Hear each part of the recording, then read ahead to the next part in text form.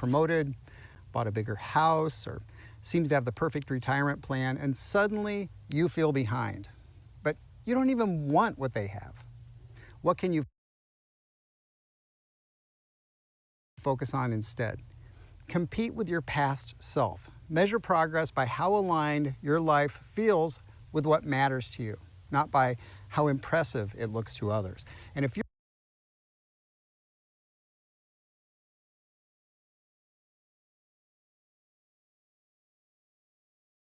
more grounded, more at peace, and more yourself now than you were 5 years ago, congratulations. You're winning in ways most people will never understand. 2, tying your identity. There's a point past 50, or maybe even sooner, when you start realizing how much time you've spent chasing things that never really mattered. And it's not about regret, it's about clarity. And clarity is one of the few gifts age gives us for free, if we're willing to look honestly at where our energy actually goes. Here are 7 things that, in my opinion, are a complete waste of time after 50 and what's worth focusing on instead. Let me know what you think in the comments. 1, competing with other people. Most of us were raised in competition mode. Grades, careers, promotions, money, everything was a scoreboard. But around 50, if you're still doing this, you realize you're not even in the same race anymore. You're just running circles in place, trying to prove something no one's keeping track of. Comparing yourself to others is a waste of time because everyone's playing a different game. You see someone your age who just got promoted, bought a bigger house, or seems to have the perfect retirement plan, and suddenly you feel behind. But you don't even want what they have. What can you focus on instead? Compete with your past self. Measure progress by how aligned your life feels with what matters to you, not by how impressive it looks to others. And if you're more grounded, more at peace, and more yourself now than you were 5 years ago, congratulations. You're winning in ways most people will never understand. 2, tying your identity to your career. This one hits hard, and even if you've resisted doing it, society tries to impose it on you. For years, your job title was shorthand for who you were, your worth, your purpose, your status. Maybe you introduced yourself by your job title for 30 years. Now you're retired or considering a change, or you've just outgrown that mindset. And you don't know what to say when someone asks, "So what do you do?" Eventually, that attachment becomes a trap. If your entire identity depends on what you do, then what happens when that chapter ends? Who are you then? Your career can be meaningful, but it's not the whole story. What can you focus on instead? Well, I believe we should challenge the belief that we need to label ourselves to matter. Focus on who you are when you're not working. Reinvest in curiosity, creativity, and contribution, the things that make you feel alive even when no one's paying you for them. And to me, the second chapter of life isn't about climbing higher, it's about going deeper. 3, forcing yourself to finish things that aren't serving you. We were raised to believe that quitting is failure.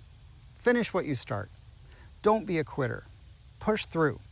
So we force ourselves through books we're not enjoying, shows that lost us 3 episodes ago, projects that stopped mattering halfway through, hobbies we convinced ourselves we should love but never actually did. And here's what happens. You waste hours, sometimes months or longer, on things that add nothing to your life, just so you can say you finished. After 50, you start realizing your time is finite, really finite. And spending it on mediocre experiences just to avoid the label of quitter is one of the worst trades you can make. What can you focus on instead? Give yourself permission to stop. Redirect that time and energy toward things that actually engage you, challenge you, or bring you joy. Life's too short to suffer through things that don't matter just because you started them. Finishing something mediocre doesn't make you disciplined, it just makes you stubborn. Your time is the most valuable thing you have. Spend it on what's actually worth finishing. 4. استضافة ووردبريس مدارة من Finishing. 4. Doing things because you think you're supposed to. How much of your life is spent doing things out of a sense of obligation? And I don't mean the unpleasant realities that we have no control over, that we all have to muscle through in life at times. I'm talking about the things that we have control over, but convince ourselves that we don't because we feel like we need to do them just to be polite or to be accepted. So you're at another family gathering you didn't want to attend, another committee meeting you joined out of guilt, another favor for someone who never reciprocates. There's a difference between genuine kindness and people-pleasing. One comes from choice and healthy self-sacrifice. The other comes from resentful feelings of obligation related to fear. So what can you focus on instead? Invest your energy in relationships and commitments where your presence is valued and reciprocated. Do things for others because you genuinely want to, or because you know it's the right thing to do and you're okay with that, not to earn love or approval. When you give from a place of choice instead of obligation, you'll feel less stressed and resentful, and when you do give, you can give fully. 5, needing to be right. Arguing endlessly online or in real life is one of the biggest wastes of energy there is. And by 50, you've hopefully learned that most people aren't looking for truth. They're looking to win. And if you get sucked into that game, you'll lose stressful hours trying to convince people who've already made up their minds. This is why I don't argue with people in the comments or in real life. And yes, there are things where the right answer matters, but so often we waste time on unimportant issues. What can you focus on instead? Value peace over being right. Channel that energy into actually learning and growing instead of defending your position in pointless debates. You can still have opinions and boundaries, but you don't have to debate your existence in every conversation. Learn to say, you might be right, or just say nothing and move on. The moment you stop needing the last word, you reclaim your sanity. 6, tolerating energy vampires. And you know exactly who I'm talking about. People who only call when they need something. Friends who turn every conversation back to themselves. Acquaintances who leave you feeling drained every single time you interact with them. These aren't necessarily bad people, they're just expensive. And after 50, you realize you can't afford them anymore. Every hour you spend with someone who depletes you is an hour you're not spending with people who energize you, or just spending time alone if that's what you prefer. Every conversation that leaves you exhausted is energy you could have invested in something that actually matters. What can you focus on instead? Invest your time and energy in relationships that are reciprocal, where you feel seen, valued, and energized instead of drained.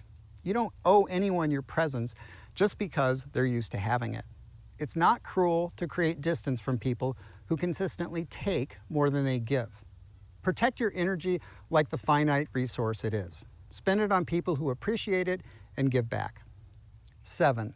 Did you know that if you want to become an AI expert and be more valuable at work, you don't need to go through a course or get any online certification? You feel valued and energized instead of drained.